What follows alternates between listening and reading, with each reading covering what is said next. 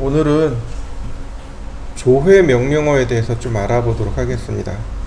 우리가 설계를 하다 보면 조회를 해야 되는 일들이 자주 발생합니다. 조회란 얘기는 뭔가를 알아본다는 뜻이죠. 예를 들어서 거리를 알아본다든지 면적을 알아본다든지 부피를 알아본다든지 이런 것들이 이제 조회 명령어에 속합니다. 인큐어리라고 하고요. 제가 명령어들을 쭉 적어놨습니다. 아이고.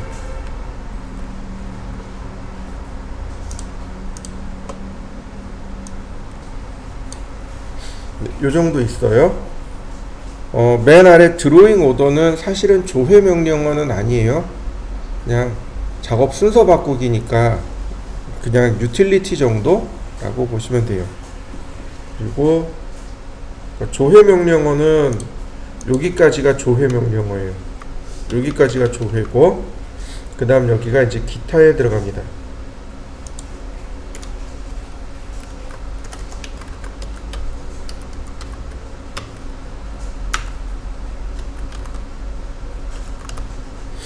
기타 명령어들이 이렇게 있습니다. 자, ID, 리스트, DB 리스트 얘네들은 소용이 없어요. 의미가 없어요. 안 써요. 쓸 이유도 없고 그냥 있다라는 정도만 기억하시면 돼요. ID부터 볼까요? ID, identify, 그리고 점을 클릭해주면 내가 입력한 점의 XYZ 좌표를 보여줍니다. 이게 ID입니다. 한번 해보시죠. 자, 이번엔 리스트. 내가 선택한 객체들의 정보를 보여줍니다. 이렇게 내가 선택한 객체들에 대한 정보.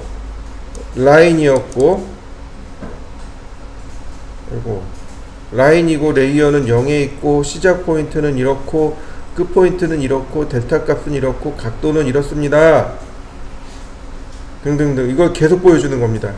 내가 선택한 거에 대한 정보를 이렇게 다 보여주는 거예요. 이게 리스트입니다. 한번 해보시죠. 자, 이번엔 DB 리스트입니다.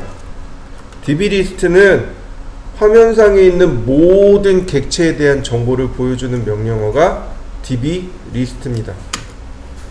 선택하지도 않아요. 그냥 나옵니다. 알아서 쭉 나와요. 알아서 쭉 나옵니다. 화면에 있는 객체들의 정보를 보여주는 명령, 그게 DB 리스트입니다. 굳이 이걸 봐야 될 이유가 없는 거죠. 자, 한번 해보시죠. 자, 지금부터가 중요해요. 지금부터 중요한 명령어들이 나옵니다. 디스트, 디스턴스의 약자입니다. 디스트, 디스턴스의 약자이고, 얘는 거리 측정 명령입니다. 두 점 사이의 거리를 측정하는 명령어, 그게 디스트, 디스턴스의 약자입니다. 그러니까 디스트라는 명령어 실행하고 점을 2개 클릭해주면 돼요. 디스턴스, 그리고 첫 번째 점, 두 번째 점. 그러면 그 두 점 사이의 거리가 이와 같이 나옵니다. 자, 보세요. 디스턴스, 첫 번째 점,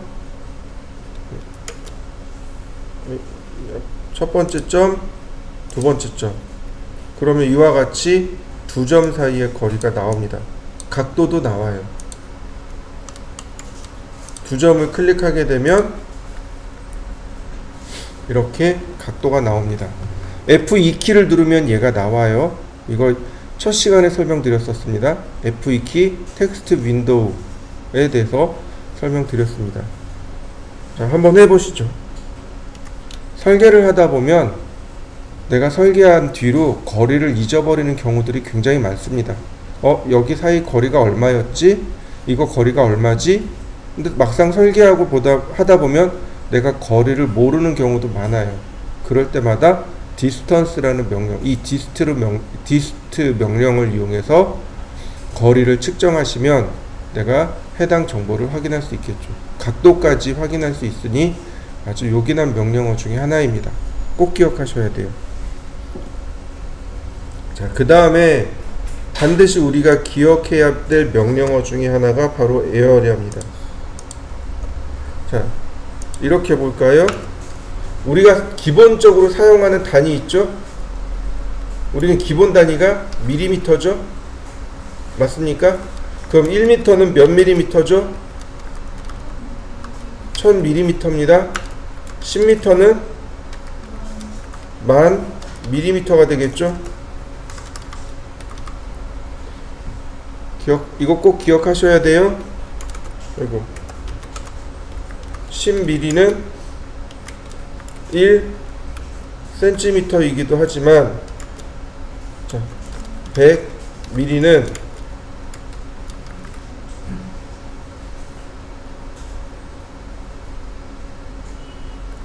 10cm죠? 0.1m가 되는 거고 0.01m가 되겠죠? 맞습니까? 네. 꼭 기억하셔야 돼요. 이제는 단위를 많이 써야 돼요. 단위가 많이 왔다 갔다 할 겁니다. 그러니까 반드시 기억하셔야 돼요. 자, 에어리아 면적입니다.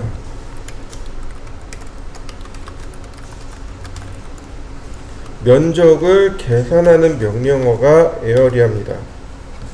자, 우리가 주로 사용하는 단위는 바로 미터 제곱이죠. 맞습니까? 하나 더 있어요. 우리가 써야 되는 단위가 미터 세제곱이라는 게 하나 더 있습니다.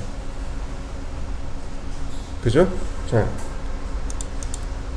미터는 이건 길이죠. 얘는 면적이고 얘는 부피가 되는 거죠. 맞습니까? 네. 보시죠. 면적을 하나 계산해 보죠. 자, 전체를 다 지우고 렉탱글 골뱅이 1000, 1000으로 하나를 그렸습니다. 여러분도 하나 그려보시죠. 자, 1m 제곱, 1m 세제곱. 자, 1m 제곱은 몇 밀리미터일까요? 1m 제곱은 몇 밀리미터일까요? 갑자기 셈이 안 되죠.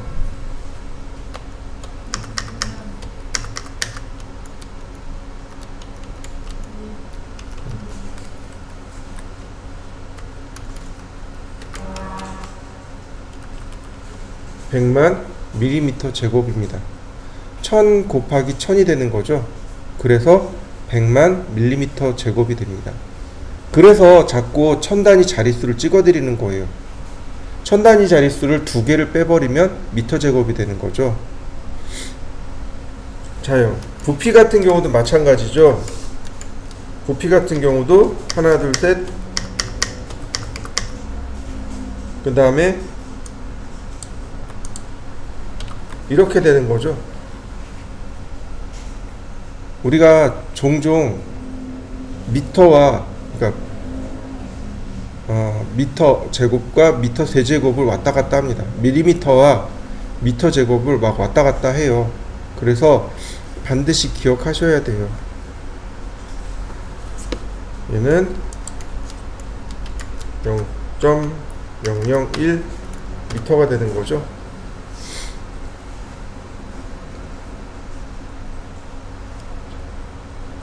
자, 면적을 먼저 계산해 보도록 하죠. 에어리아.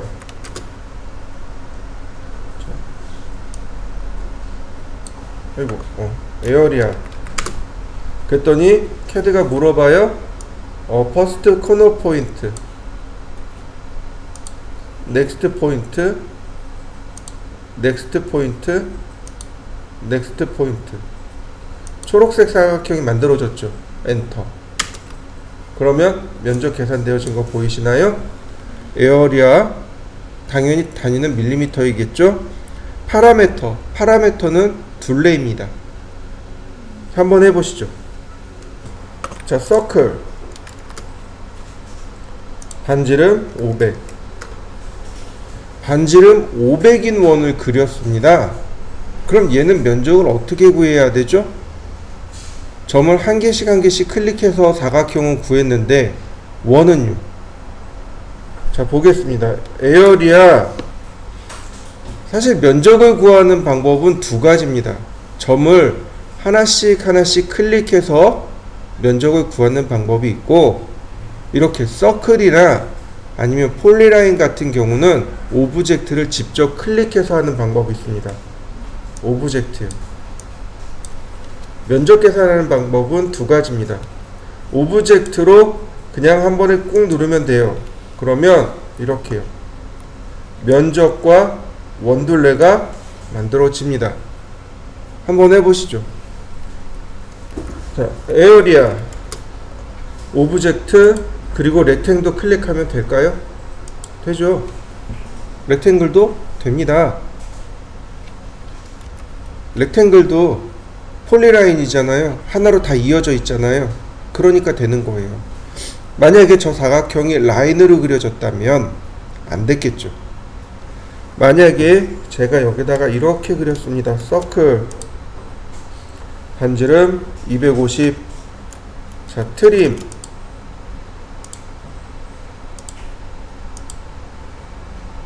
뭔가 이상해. 다시 트림. 자, 이렇게 만들어 놨습니다. 중간에 이렇게 연결했어요. 그럼 얘는 면적을 어떻게 구할까요? 원도 있고 선도 있잖아요. 맞아요. 조인이요.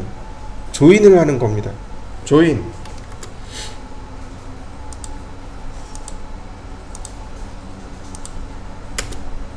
자, 그러면 하나로 연결된 거 보이시죠? 네, 에어리아, 오브젝트, 그리고 클릭. 그러면 면적과 둘레가 나오게 됩니다. 자, 여러분들도 한번 해보시죠. 이번엔 언두. 자, 이렇게 했습니다. 이 선과 이 원의 면적을, 합산된 면적을 계산하고 싶습니다. 합산된 면적이에요. 그러면 에어리아를 두 번 할까요? 자, 보세요. 에어리아. 여기 보시면 add 에어리아가 있고 subtract 에어리아가 있습니다. add 에어리아는 면적 합산하기, subtract 에어리아는 면적 빼기가 됩니다.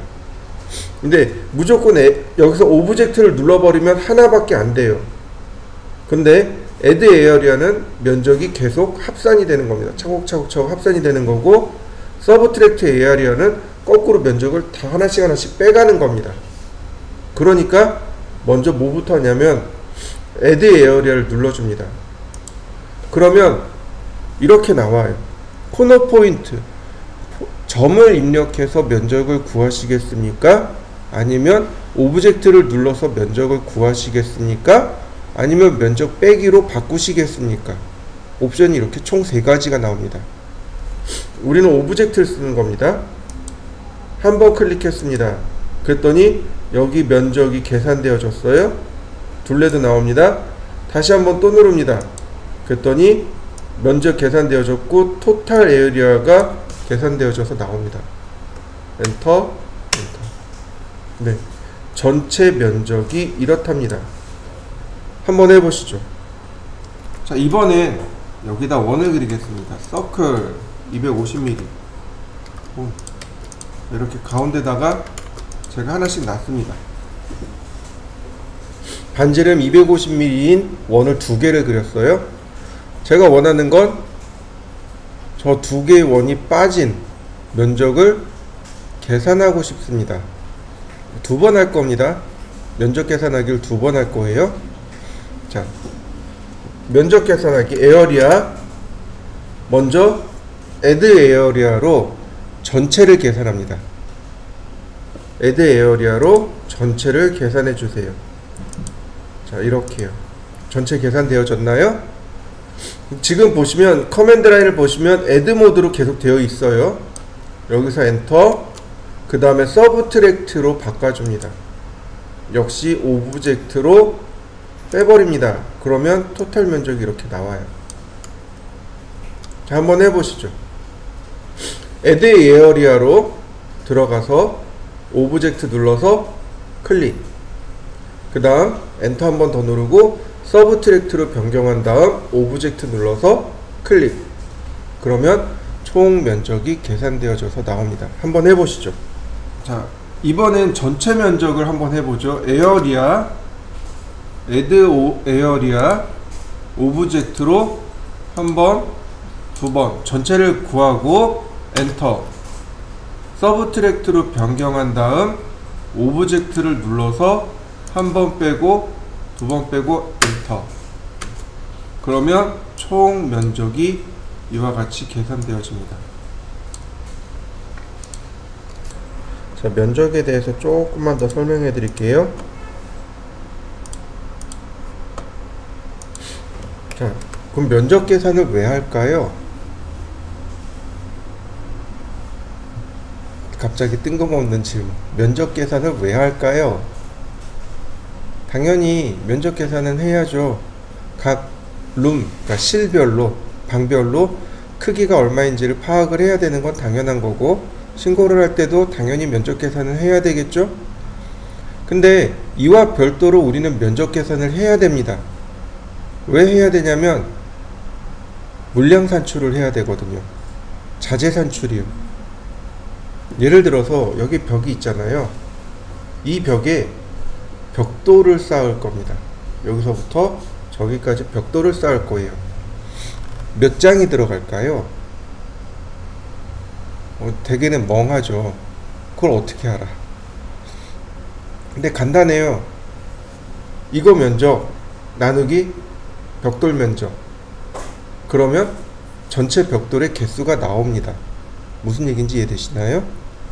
여기서 조금 더 나아가면 두 장씩 쌓는 경우도 있어요. 벽돌을 두 장씩 쌓는 경우도 있고 한 장씩 쌓는 경우도 있고 한 장 반씩 쌓는 경우도 있습니다. 우린 그거를 이렇게 얘기해요. 한 장씩 쌓는다 그래서 0.5B라고, 아니 1.0B라고 합니다. B가 이제 블록 벽돌의 약자인데, 그러니까 0.5B 쌓기 그러면 벽돌을 반 장씩 쌓는 거, 1.0B 쌓기 그러면 벽돌을 한 장씩 쌓는 거, 1.5B 쌓기 그러면 한 장 반씩 쌓는 거, 2.0B 쌓기 그러면 두 장씩 쌓는 거, 이렇게 이야기합니다. 그러니까 이게 이제 쌓기 방법에 따라서 벽돌의 물량 산출이 달라지긴 하겠죠.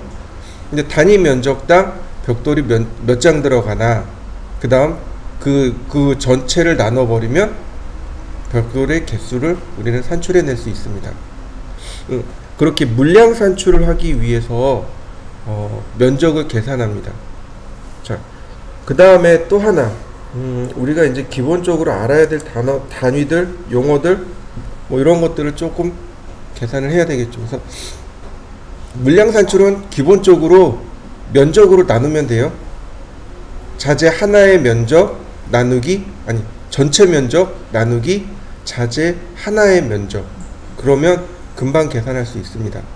그러면 전체적으로 개수가 딱 맞아 떨어져요.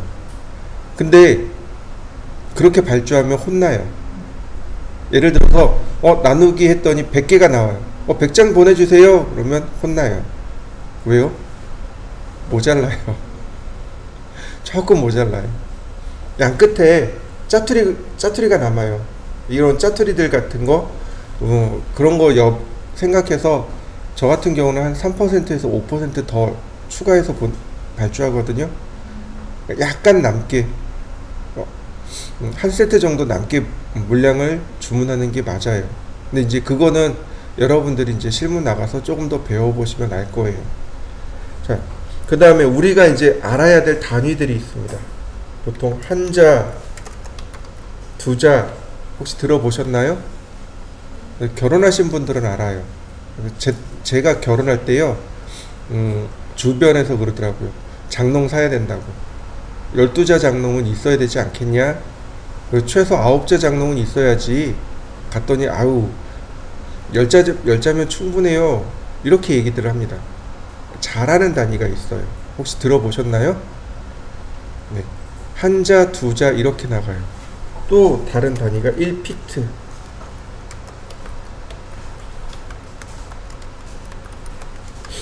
자, 1피트, 2피트. 이건 우리나라에서 쓰는 단위는 아니에요. 주로 이제 미국에서 쓰는 단어죠. 피트, 인치 피트 이렇게 나가죠. 우리나라는 한자, 두자 이렇게 나가고, 원래 한 자는 성인 남성이 한 뺨을 한 자라고 했습니다. 원래 성인 남성 한 뺨을 한 자라고 했습니다. 대략 아주 옛날에는 대략 한 15cm 정도 나왔다고 해요. 이게 이제 시대에 따라서 사람의 키가 커가면서 한 자의 개념이 조금씩 바뀝니다. 근데 구한말 때 이제 우리나라 한 자가 이제 거의 설정이 됐다고 합니다. 한 자는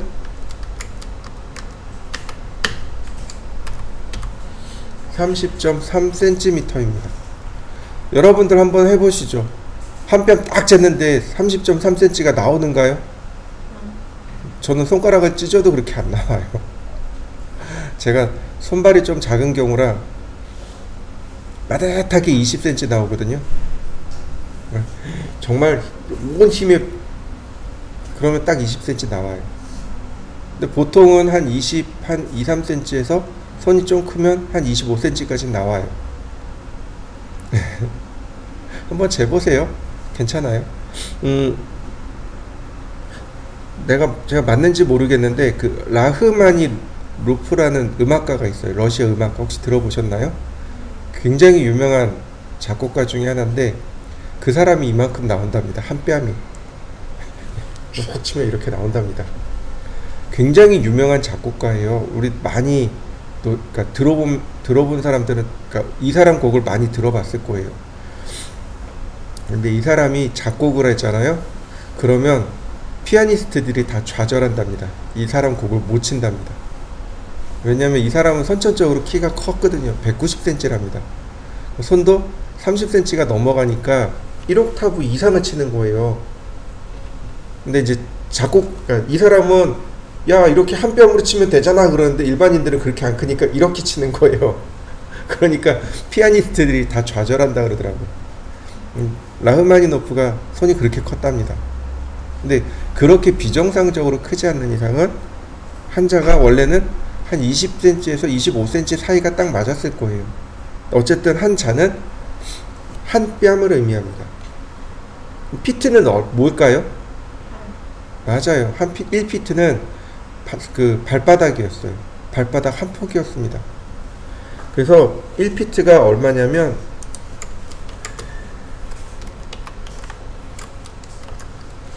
30.48cm입니다.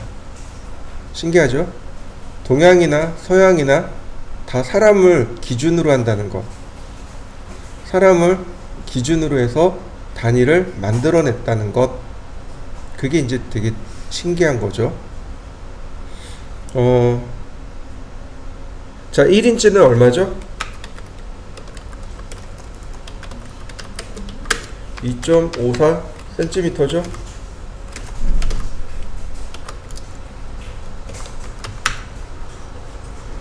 어, 12일 겁니다. 2.54 곱하기 12 맞습니까? 12예요. 12인치가 1피트입니다. 12인치가 1피트가 돼요.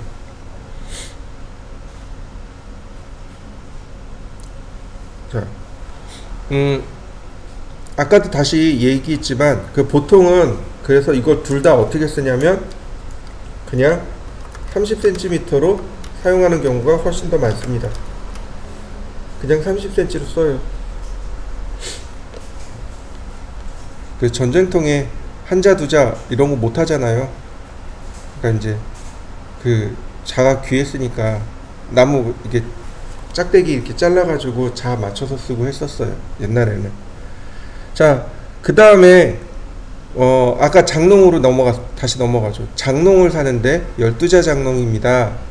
그러면 무슨 얘기가 되는 거예요? 30cm 곱하기 12개 3m 60이란 뜻이네요. 12자 장이면은요, 아이고, 한 자당 세 자네요. 그러니까 장 하나당 세 자가 됩니다. 이거 90cm예요. 90cm입니다. 여러분들 장롱 설계를 해야 돼요. 장 설계를 해야 됩니다. 그럼 폭이 얼마로 들어가야 돼요? 90cm가 돼야 됩니다. 900mm가 돼야 돼요. 우리가 사용하는 장 하나가 900mm를 기준으로 합니다. 세자 이해되셨나요? 그러면 그러니까 장문이죠.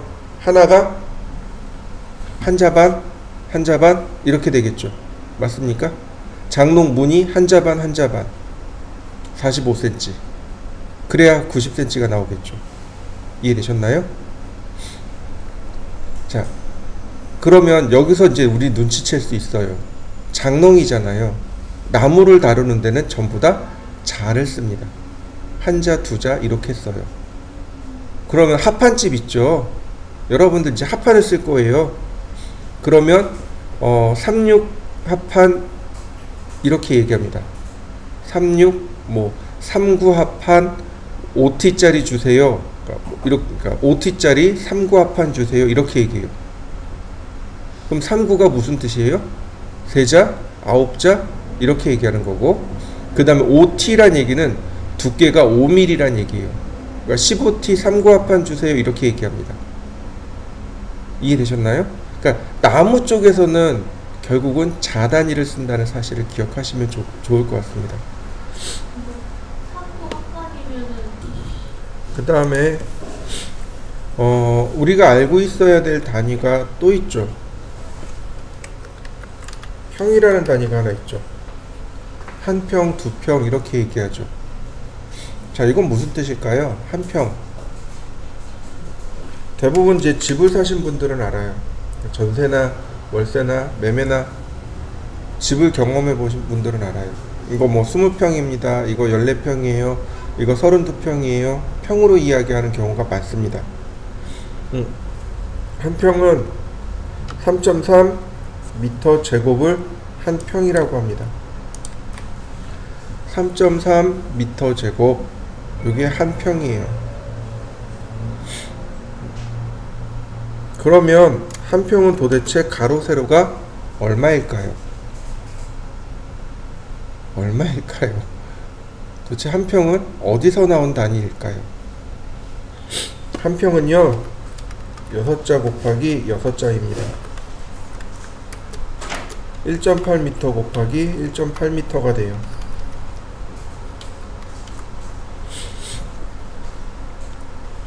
한 평은 6자 곱하기 6자고요 30cm니까 1.8m 곱하기 1.8m, 그래서 3.3m 제곱이 나오게 된 겁니다.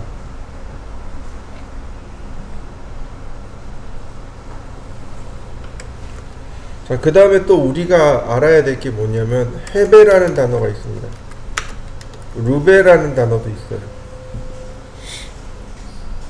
무슨 뜻일까요? 처음에 저 이거 듣고 되게 당황했어요. 여기 5회배네요 6회배네요 이렇게 얘기합니다. 무슨 뜻일까요? 헤베는요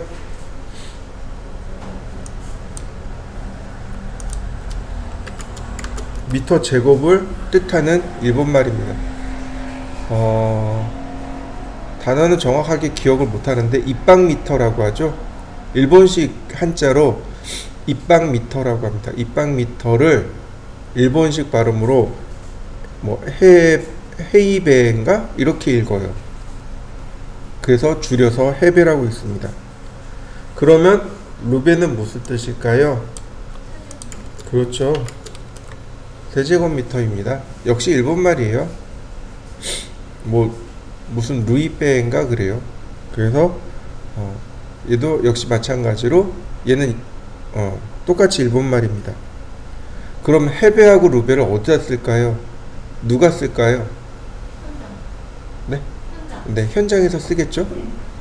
바닥이요. 바닥 재질. 바닥이요. 그러니까 마루 같은 데 있죠? 합판이라든지 이 마루 같은 데는 해배란 단어 씁니다. 또 누가 쓰냐면 벽지요. 도배장판이라고 그러죠? 도배장판 하시는 분들이 해배라는 단어를 씁니다. 루베는 누가 쓸까요? 여러분들 그 길거리 다니다 보면 레미콘차 들어가죠? 네, 그 레미콘차가 루베라는 단어를 씁니다. 그러니까 레미콘 회사에다가 오늘 5루베 보내주세요, 오늘 8루베 보내주세요, 이렇게 이야기합니다. 많이 사용하는 단어예요. 레미콘 회사는 아직도 루베라는 단어를 씁니다. 그러니까 뭐 미터 세제곱 보내주세요 이러면 못 알아먹어요, 그 사람들은. 근데 루베 보내주세요 그러면 알아요. 이렇게 보시면 돼요. 방바닥 통미장, 방통 친다고 해요. 이 바닥에다가 시멘트를 이렇게 부어서 이렇게 단을 쌓는 경우가 있어요. 바닥에다가 방통 친다 그러는데 가로, 세로, 높이 계산하면 부피가 나오겠죠. 그래서 그 부피를 가지고 이야기하는 겁니다. 오늘 5루베 보내주세요, 오늘 6루베 보내주세요, 이렇게 얘기합니다. 꼭 기억하시면 좋겠습니다. 현장에 여러 가지 그 단위들이 많이 나오니까 꼭 기억하시면 좋겠고요. 자, 그 다음에 혹시 비중이라는 말 들어보셨나요? 비중. 물 1cm 세제곱의 무게를 비중 1이라고 합니다.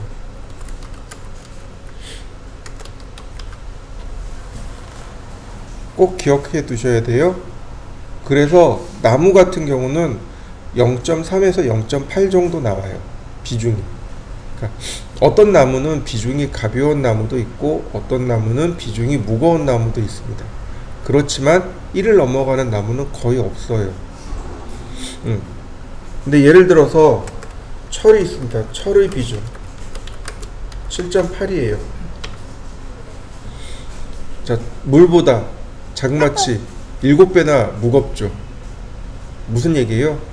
가라앉는다는 얘기죠. 자, 이렇게 보시면 돼요. 비중을 알아야 되는 이유가 뭐냐면 이겁니다. 무게는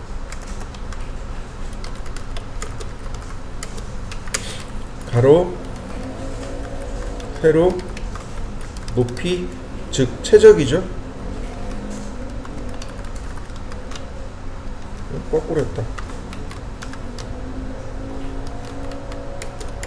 곱하기 비중입니다. 그래야 무게가 나와요. 일반적으로 우리가 최적을 구하죠. 가로, 세로, 높이.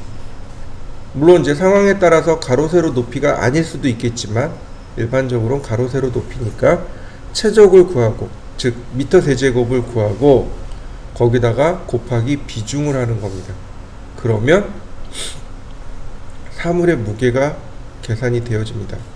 예를 들어서 철 같은 경우 1kg당 뭐 9,800원에서 뭐 11,000원 사이 여기 왔다 갔다 해요. 그날 단가가 달라요. 그러니까 철강 회사에다가 전화를 합니다. 오늘 철 1kg에 얼마인가요? 그러면 오늘 뭐 950원이에요? 아니 9,500원이에요? 그럼 이제 비중같이 곱해가지고 전체 중량을 구한 다음 얼마인지를 계산하게 되는 거죠. 그럼 그런 걸 왜 해요? 왜 해요? 우리 이제 적산하고, 그러니까 적산을 하는 이유랑 똑같은 거죠. 예를 들어서 여기 시공을 할 거예요. 그럼 공사비가 얼마나 나와요? 그럼 공사비 계산해야 되잖아요. 자재 산출을 해야 되잖아요. 그럴 때 사용하는 겁니다. 철이 들어갔어요. 그럼 철이 도대체 1kg이, 그러니까 전체가 비용이 얼마나 들어가는지 따져봐야 되겠죠. 그러면 철 같은 경우도 그렇고 뭐 벽돌 같은 경우도 예를 들어서 벽돌이 100장 들어갔어요.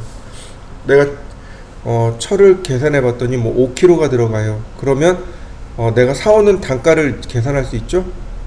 사오는 단가 곱하기 그걸 가지고 일하는 인건비 다시 더하고 그 다음에 그걸 가공하는 가공비 다시 더하고 그 다음에 회사 마진 이렇게 들어가는 거죠. 예를 들어서 벽돌이 여기 100장이 들어갔어요. 그럼 벽돌 100장에 대한 개수 아니 금액이 빠져야죠. 그 금액에 거의 이거를 가지고 작업하는 인건비 그러니까 몇 명이 들어갔는지 거기에 따면 금액이 들어가겠죠. 그게 이제 공사비인 거죠. 거기다가 이제 그것만 들어가는 여기 벽돌 쌓는 게 벽돌만 들어가는 게 아니잖아요. 시멘트하고 모래도 들어가잖아요. 또 그것도 계산해 줘야 되고 그리고 나서 이제 회사 마진이 들어가는 거죠. 마진을 몇 프로로 잡을 건지 5%로 잡을 건지 10%를 잡을 건지 회사 마진을 곱해서 그 다음에 이제 보고를 하는 거죠. 아 이거 쌌는데 뭐 50만 원이에요. 왜 이렇게 비싸요? 아유 사장님 생각해보세요. 벽돌이 얼만데요? 그거 제가 쌌나요?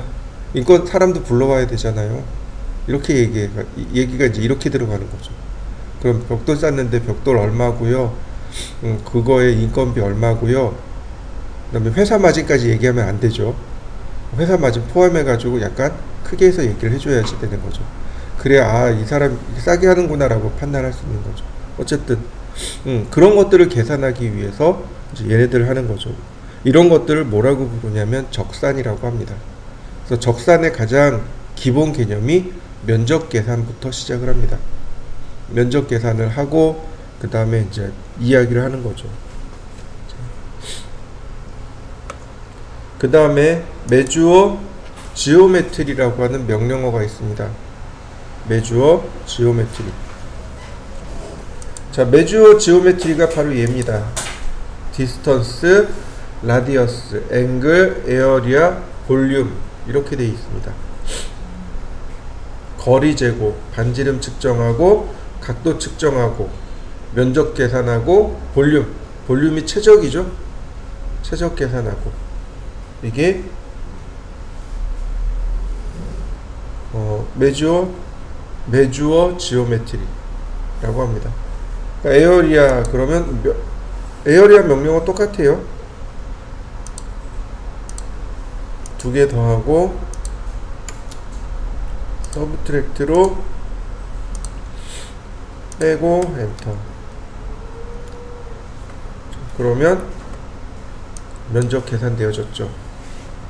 나중에 이제 3D 같은 거 할 때 이제 얘로 면적 계산을 할 수 있겠죠. 이건 뭐 크게 중요한 거 아니니까 넘어가고 그 다음 자 calculator라는 명령어가 있습니다. 여기까지가 조회 명령어고 여기서부터는 utility라고 생각하시면 됩니다. utility예요. 얘는 계산기죠. calculator의 약자입니다. 계산기예요. 커맨드에다가 calculator 그러면 이렇게 계산기가 떠요. 계산하시면 돼요. 그리고 이렇게 쓰셔도 돼요. CAL 그리고 엔터. 그러면 여기다 계산식을 쓰셔도 됩니다. 계산기예요. 계산기.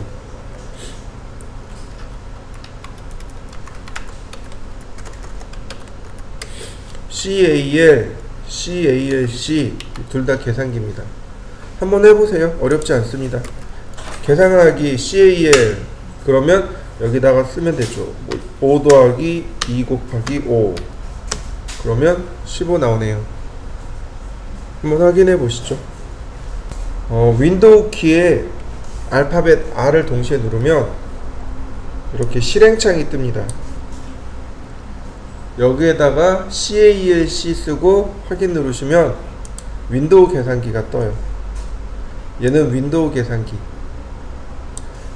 윈도우 계산기하고 오토캐드 내 계산기하고 명령어가 똑같아요. 똑같습니다. 한번 확인해 보세요. 윈도우 키하고 알파벳 R을 동시에 눌러 보시면 실행창이 뜹니다. 그 실행창에다가 CALC 쓰고 확인 버튼 누르면 계산기가 떠요. 지금 할 명령어는 꼭 기억하셔야 돼요. 뭐냐면 리커버라는 명령어가 있습니다. 리커버 명령어를 꼭 기억하셔야 돼요. 자, 리커버가 어떤 명령어냐면 리커버가 복구란 뜻입니다. 도면 복구 명령어예요. 지금은 덜한데 예전에는 디스켓이 있었어요.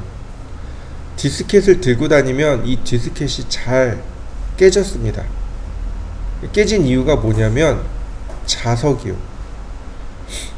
우리 여학생들 보면 가방 같은 거 있잖아요. 우리 남학생들도 물론 가방이 있는데 가방에다 이렇게 디스켓을 넣어놓고 다녀요. 근데 그 가방이 앞에 똑딱이가 자석이 있는 경우들이 굉장히 많아요. 그러니까 아무 생각 없이 거기다 디스켓을 넣어버리면 바로 디스켓이 깨져요. 그런데 내가 거기다 도면을 넣어놨단 말이에요. 그러니까 이제 막 당황하는 거죠. 선생님 이거 안 열려요. 어떻게 해요? 그때 썼던 게 리커버예요. 리커버 한 다음에 오픈하면 리커버 명령을 실행하고 해당 도면을 선택하고 열기 그러면 계산을 해요. 이렇게 에러가 하나 있었네요. 이 부분이요. 에러 1파운드 에러 픽스드 고쳤습니다. 한 개 고쳤습니다. 이렇게 떠요. 그래서 고쳐서 띄울 수 있는 건 띄웁니다. CD-ROM 같은데도 이렇게 에러가 종종 나요.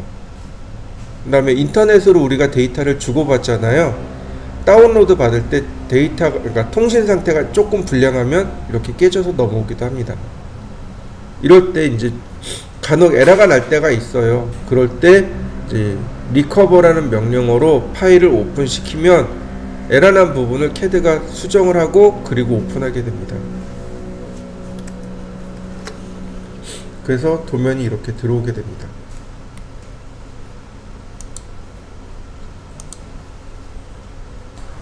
드로잉 리커버리라는 명령어가 있습니다. 얘도 마찬가지로 복구 명령어예요. 도면 복구입니다. 근데 얘는 조금 다른 게 드로잉 리커버리라고 하면 이렇게 떠요. 그래서 선택하고 그 다음에 오른쪽 버튼 눌러서 오픈 누르면 자연스럽게 리커버가 됩니다. 주로 얘는 언제 뜨냐면 오토캐드가 예기치 않게 다운됐을 때, 갑자기 다운됐을 때 얘가 떠요. 그래서 백업 파일들을 보여줍니다. 이름 바꾸기라든지 이런 명령어들을 통해서 얘를 사용할 수 있어요. 오픈 누르면 마지막에 썼던 것까지 이렇게 열어줘요. 이게 이제 드로잉 리커버리 명령어가 있습니다. 지금 얘는 아마 다 없어졌을 거야. 있긴 있구나. 네, 이게 이제 드로잉 리커버리 명령어입니다. 그 다음에 드로우 오더. 드로잉 오더는 뭐냐면 여기 드로우 오더, 얘는 작업 순서? 아니, 객체 순서라고 하면 되겠네요.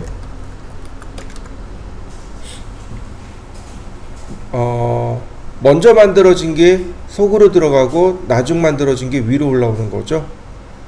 파워포인트 같은 경우 드로잉 오더를 실행하면 이렇게 만들고 이렇게 순서대로 겹쳐지는 거죠. 자, 이런 것들이죠. 다른 건 먼저 잠깐 한번 해봅시다. 자, 보시면 제가 VP 아웃을 먼저 설명드릴 거예요. VP 아웃은 감추다 라는 뜻입니다. 감축이에요.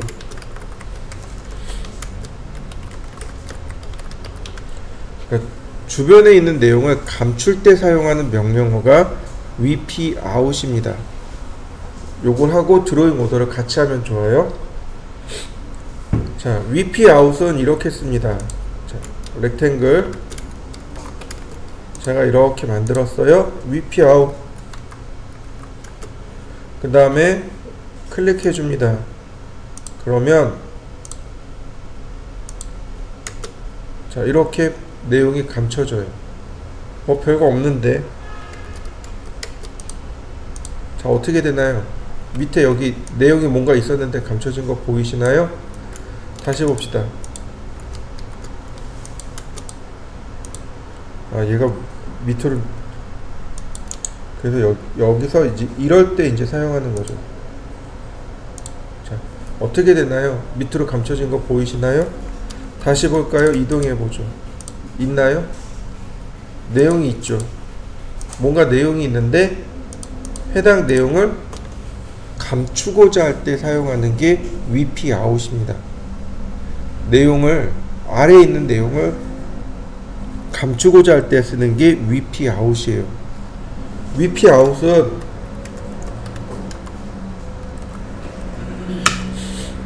자, 이렇게 내가 포인트를 찍으면 내용을 이렇게 감출 수 있어요.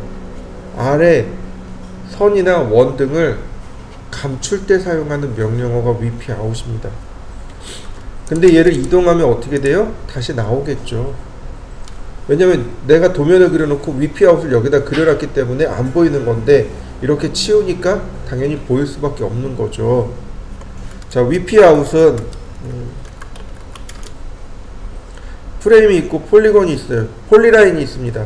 일반적으로 라인을 찍어도 되지만 폴리라인을 이용하면 이렇게 폴리선을 가지고 금방 만들 수 있습니다.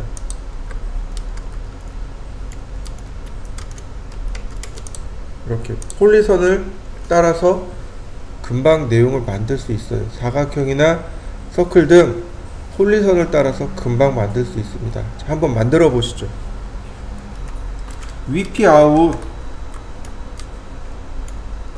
그리고 영역을 지정해 주면 이렇게 내용이 그 뒤로 밑으로 감춰지는 거죠. 뒤에 배경을 이와 같이 감추는 명령어가 VP 아웃입니다. 자, 이해되시나요? 지금 내용이 감춰진 거 보이시죠? 이렇게 내용 감추기 명령어가 VP 아웃입니다. 자, 제가 여기다가 VP 아웃을 여러 개를 만들 겁니다. 렉탱글, 그다음 VP 아웃 폴리라인으로 클릭했습니다. 그럼 이레이즈 폴리라인 원본을 삭제하겠습니까? 라고 물어보는 겁니다. 아니요. 자, 이동하기. 하나 만들어진 거 보이시죠? 근데 얘도 먼저 만들어진 것과 나중 만들어진 거에 대해서 이와 같이 차이가 있습니다. 자, 얘가 제일 먼저 만들어졌고 얘가 제일 나중 만들어졌죠? 그래서 이렇게 순서대로 쌓여 있는 겁니다. 서클을 그리면 자, 어때요? 이 서클이 제일 나중에 만들어진 거죠. 그러니까 이 VP 아웃보다 얘가 위에 있는 거예요. 작업하는 순서가 얘가 1번, 2번, 3번, 4번, 5번 이렇게 됐단 말이죠. 이 순서를 바꿔주는 게 드로잉 오더예요. 자, 보세요. 선택하고, 자, 그냥 명령어로 써도 돼요. 드로우 오더 선택하고 얘를 제일 위로 올려보내죠. 어버브 오브젝트 내가 선택한 거 앞으로, 내가 선택한 객체 위로, 선택한 객체 위로 올라온 거 보이시죠? 선택하고 엔터, 프론트 그럼 제일 위로, 그리고 얘 어디 갔냐? 자, 백, 다시 프론트 제일 위로, 가장 위로, 백 그러면 가장 아래로, 이렇게 위아래 순서를 바꿔주는 명령어예요.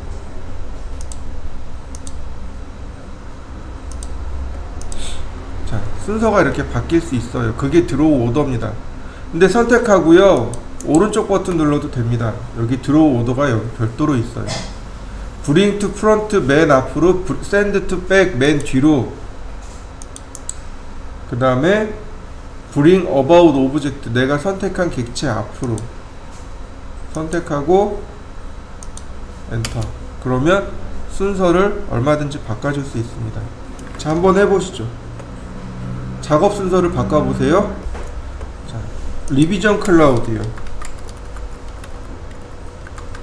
리비전 클라우드가 뭐 그냥 순수하게 우리나라 말로 풀면 계정 구름으로 풀겠지만, 이거 의역하면 계정 마크입니다. 자, 우리가 도면을 그리잖아요. 그러면 크게 둘로 나눌 수 있습니다. 일반 설계와 실시 설계, 이렇게 둘로 나눠져요. 말 그대로 그냥 일반적으로 설계하는 거고요. 실시 설계는 공사를 위해서, 그러니까 작업을 위해서 만든 도면들을 실시 설계라고 합니다. 이렇게 보시면 돼요. 일반적으로 우리가 의뢰를 받았어요. 그러면 아이디어를 잡고 컨셉 잡고, 그 다음에 공간도 나누고, 이렇게 하면 어떨까요? 저렇게 하면 어떨까요? 아, 이거 이렇게 해주세요, 저렇게 해주세요. 이건 일반 설계예요. 근데 이제부터 공사 시작하겠습니다 라고 하는 순간 이건 실시 설계가 됩니다. 근데 중요한 건 일반 설계일 때는 도면을 얼마든지 수정할 수 있어요. 근데 실시 설계 같은 경우는 수정하면 안 돼요. 예를 들어서 내가 여기다 벽을 세웠어요. 벽 세우는데 뭐 예를 들어서 100만원을 돈을 써서 벽을 세웠어요. 근데 갑자기 건축주가 와서 이거 마음에 안 들어요, 이거 다시 해주세요. 뭐 폭이 마음에 안 들어요, 이거 너비가 마음에 안 들어요, 너무 좁아요, 너무 넓어요. 그럼 어떻게 해야 돼요? 벽 허물고 다시 지어야죠. 그러면 벽을 짓는데 비용 들어가죠, 허무는데 비용 들어가죠, 다시 올리는데 비용 들어가죠. 그 다음에 공사 일정은요, 올렸죠, 무너뜨렸죠, 다시 또 올렸죠. 공사 일정이 또 미뤄지잖아요. 그럼 그 비용은 누가 다 감당하나요? 업자가 감당하나요? 아닌 거죠. 그러니까 실시 설계할 때는, 그러니까 공사 진행 중에는 도면을 수정할 수가 없습니다. 근데 어쩔 수 없이 도면을 수정하는 경우가 있어요. 부득이하게 도면 수정을 해서 비용이 발생합니다. 그러면 이제 클라이언트한테 이야기를 해줘야 돼요. 이거 어쩔 수 없이 도면이 수정이 됐네요. 혹은 수정할 수밖에 없죠. 그러면 비용이 이만큼 발생합니다. 나중에 청구하겠습니다. 그랬을 때 오케이 하면 비용 바꾸는 거고, 뭔지 그 다음에 싸움이 나는 거죠. 안 돼 그러면, 아이고 그러면 비용 발생하는데 그거 누가 책임지라고요. 싸움이 나는 거죠. 내가 다 떠안을 수 없잖아요. 보통 시공비로 마진이 5%에서 10%밖에 안 되는데, 그거 가지고 이거 리비전 해주면, 개정해주면 큰일 나죠. 욕은 욕대로 먹고 회사는 부도 나고, 얼마 안 되는 거 가지고 이제 맨날 싸워요. 그게 이제 리비전입니다. 그렇죠? 리비전 클라우드 계정 마크예요. 계정 마크입니다. 자, 리비전 클라우드를 들어가면 이제 제일 먼저 이렇게 떠요. 아크랭스, 현재 아크랭스가 먼저 뜹니다. 아크랭스로 크기를 조절해 줘야 돼요. 아크랭스. 자, 저는 그냥 500으로, 아니, 네, 500으로 가죠. 자, 클릭. 자, 그룹 만들어지는 거 보이시나요? 자, 만드는 방법이 여러 가지가 있어요. 오브젝트, 렉탱귤러, 폴리고널, 프리핸드, 이렇게 총 4가지로 만들 수 있습니다. 자, 프리핸드 같은 경우 마우스를 이동하면 돼요. 그러면 자연스럽게 이렇게 만들어집니다. 프리핸드가. 한번 해보시죠. 자, 리비전 클라우드 아크랭스를 바꾸셔야 돼요. 아크랭스를 크기를 바꾸셔야 돼요. 예를 들어서 50이라고 했습니다. 그러면 조그맣게 나와요. 이렇게 아크랭스를 바꾸면 이렇게 조그맣게 나옵니다. 아크랭스를 키우면 크게 나오겠죠.